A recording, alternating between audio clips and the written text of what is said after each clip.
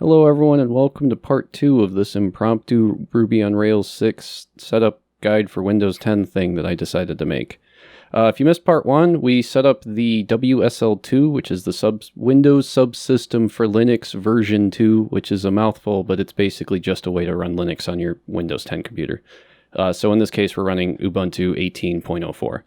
We also set up the new Windows terminal, which is shiny and lets you use it for Ubuntu stuff, so that's pretty neat.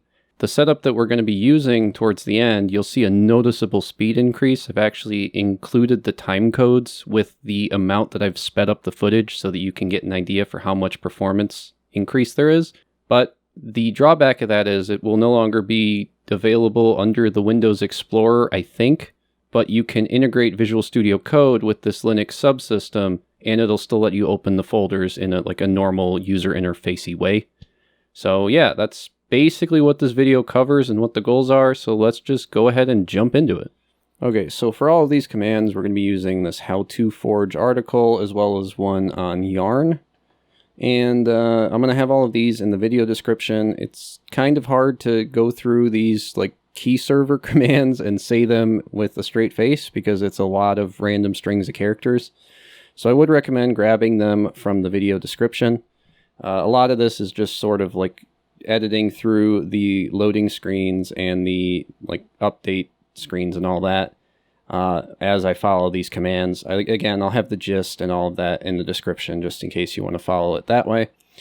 But if you do like watching the video setup, I'll try and go through the basic outline of what we're doing. But again, there's no way I'm going to be able to convey this, or you're going to be able to type these random strings just by watching a video. You'll almost guaranteeably mess up unless you want to take that on as a challenge to yourself. I don't know. But the first thing we do is we set up our VM, then we set up the latest Ruby version, which is 2.7.0.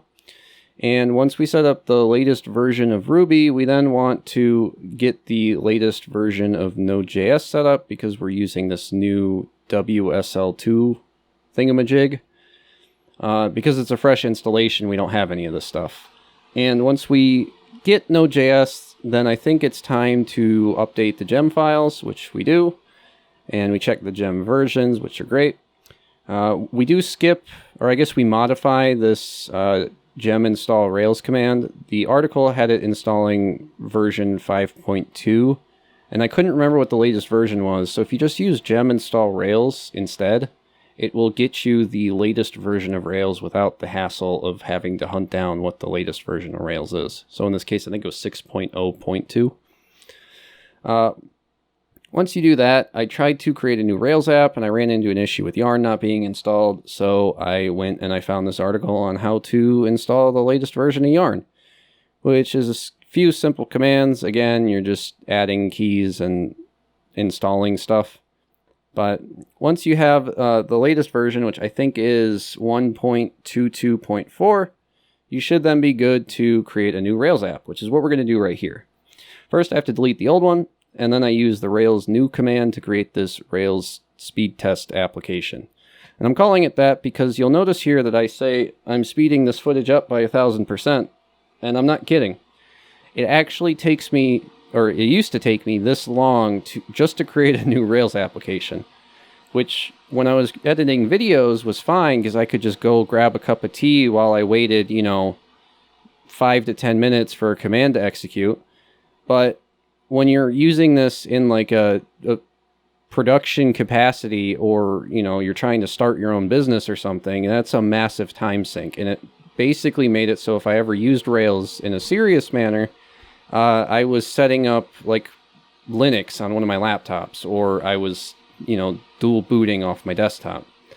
But I think with this new setup, you'll see the time codes here, how everything's sped up. I think the new setup actually is passably okay. It's still not great, but it's better than, for me at least, it's more convenient than having to dual boot, because I do a lot of stuff on Windows that I can't do on Linux, and it's kind of a pain to have to boot back and forth, but up until now I've lived with it. But now that I've found out sort of what the problem is with the subsystem, I think I'll probably stick with this setup even when I'm not recording videos. But the basic gist is I create a new Rails app, I create this post scaffold, I give the post like a title, a body, and some views, and it takes me about probably 5 or 10 minutes to just get through those commands. So I've included the time codes so you can compare that to what's about to happen when we create this new directory. So if you create your Rails application and you serve it out of something like, in this case, /code, just a directory at the root of the application instead of out of your mounted D folder, so /mnt/d/rails or whatever I was doing, I guess you're no longer like sharing the files with Windows or something, or it's like in a different file system structure maybe, but you can see in the bottom right, the Rails new command is running at 175% speed. And during that time, I'm creating a new Rails app. I'm going to start the Rails server, kill it, basically do the exact same thing in the same amount of time as the old Rails new command sped up like twice as fast, basically.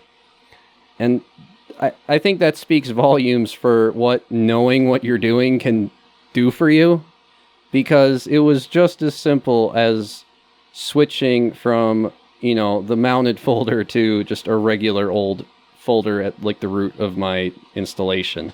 And now I'm just cruising through these commands. But for those of you that do still use Linux, you'll notice like this scaffold command hangs for a couple seconds. I think it's like 3 or 4 seconds that it hangs. So this still isn't flawless, but I think the upgrade to WSL2 and switching to this folder structure is definitely something that might get more people into using Rails on Windows. I know I'm probably trying to get some of you to drink some Kool-Aid that you're not interested in, but I'm pretty excited right now. I don't know if you guys can tell that I'm nerding out super hard, but this is, you know, this is a massive time save for me from having to like, oh yeah, I'm going to, you know, work in this application. Now I'm going to go do some Rails. So I'm going to restart my computer, boot up into Linux, do some Rails coding. Oh wait, I have to go back to Windows. I'll be back. And I don't know. This is just so much nicer. At the end here, I do show how to set up Visual Studio Code for this, because if you still like navigating your file structures in a GUI, this is how you can do it. All you have to do is type code space dot, and Visual Studio Code will automatically integrate with the Windows Subsystem, which will let you like explore your files when you hit open like a normal Windows browser, basically. All right, that's going to do it for this Windows setup guide thing. I hope this helped, and that, you know, at least one person out there got a performance boost out of this, because I've been suffering, as you could tell from the footage. That's basically what I've had to deal with every time I've created a Rails tutorial, are these 30-second to 5-minute long loading screens. It feels like I'm playing a game on like a computer from 2004. But yeah, so if this video helped, please remember to like it, and if it didn't help, then dislike it, because we don't want to subject other people to it. But that's going to do it for me, and I will see you in the next video.